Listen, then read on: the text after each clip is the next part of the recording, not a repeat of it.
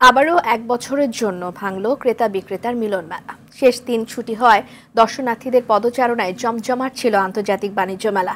স্টলে স্টলে ছিল উপচে পড়া ভিড়। শেষ মুহূর্তে বিভিন্ন পণ্যে বিশাল মূল্য ছাড়ে খুশি ক্রেতারা। মেলার সমাপনী অনুষ্ঠানে দেশীয় উদ্যোক্তাদের পণ্যের মান উন্নয়ন করা সহ উৎপাদন খরচ কমানোর আহ্বান জানান বাণিজ্য উপদেষ্টা দীপ্ত চন্দ্র পালের রিপোর্ট, জানাচ্ছেন এআর বাদল।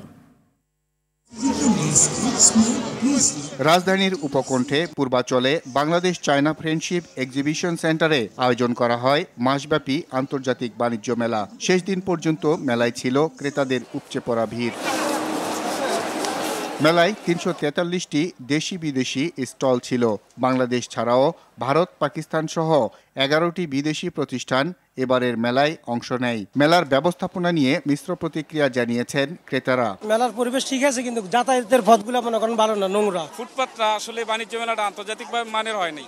আন্তর্জাতিক বাণিজ্য মেলার সামনে যদি এরকম একটা পরিবেশ থাকে, সেটা তার আন্তর্জাতিক মান থাকে না। আশানুরূপ সাফল্য পাওয়ায় খুশি ব্যবসায়ীরা। কনজিউমাররা এখানে এসছে, আমাদের পণ্যগুলো নিয়েছে, এখানে যে গিফটগুলো ছিল সেই গিফটগুলো আমরা তাদের হাতে তুলে দিয়েছি। সর্বোপরি ভালো গিয়েছে পুরো মেলাটাই। মেলার সমাপনী অনুষ্ঠানে বাণিজ্য উপদেষ্টা পণ্যের মান ও উৎপাদন খরচ নিয়ে প্রশ্ন তুলে বলেন, টিকে থাকতে হলে এ দুটি বিষয়ে ব্যবসায়ীদের গুরুত্ব দিতে হবে। পণ্যের বৈচিত্র্যকরণ, ব্যবসার খরচ কমানো, এই ব্যাপারেই আপনাদেরকে আহ্বান জানিয়ে অনুষ্ঠান শেষে বিজয়ীদের মাঝে পুরস্কার বিতরণ করা হয়। এবার মেলায় বিভিন্ন ক্যাটাগরিতে ২২টি সেরা প্রতিষ্ঠানকে প্রথম পুরস্কার দেয়া হয়, দ্বিতীয় পুরস্কার ১৬টি এবং ১৩টি প্রতিষ্ঠানকে তৃতীয় পুরস্কার দেয়া হয়েছে। এবার আমি পঞ্চমবারের মতন পুরস্কৃত হলাম। এআর বাদল, RTV, ঢাকা।